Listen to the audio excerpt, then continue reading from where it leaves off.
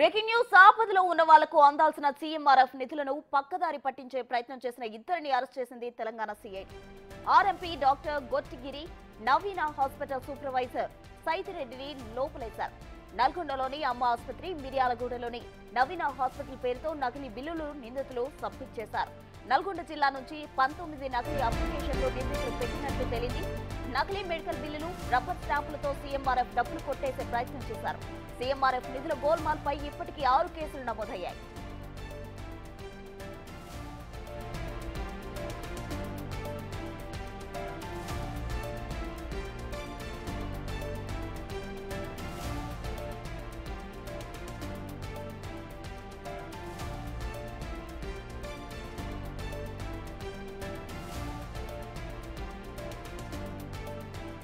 ఇక సీఎంఆర్ఎఫ్ నిధుల గోల్మాల్ కు సంబంధించి మరిన్ని వివరాలు మా ప్రతినిధి సురేష్ ఫోన్ లైన్ లో అందిస్తారు. సురేష్, చెప్పండి, అసలు ఈ సీఎంఆర్ఎఫ్ నిధులను ఏ విధంగా పక్కదారి పట్టించారు? పక్కదారి పట్టించిన వారి పరిస్థితి ఇప్పుడు పోలీసులు వారిపై ఎటువంటి చర్యలు తీసుకుంటున్నారు?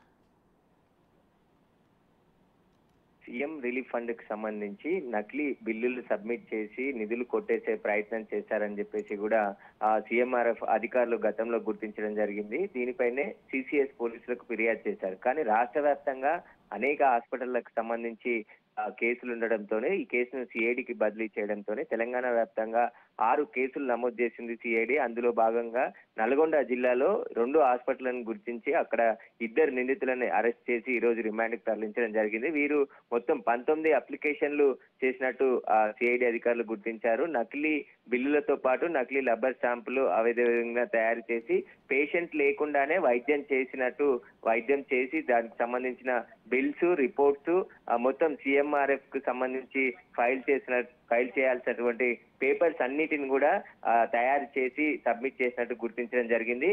నిందితుల్లో ఒకరు ఆర్ఎంపీ డాక్టర్ కాగా మరొకరు హాస్పిటల్లో సూపర్వైజర్ గా పనిచేస్తున్నట్టు గుర్తించారు. వీరు మొత్తం 19 అప్లికేషన్లు చేశారు సీఎం రిలీఫ్ ఫండ్ కోసం.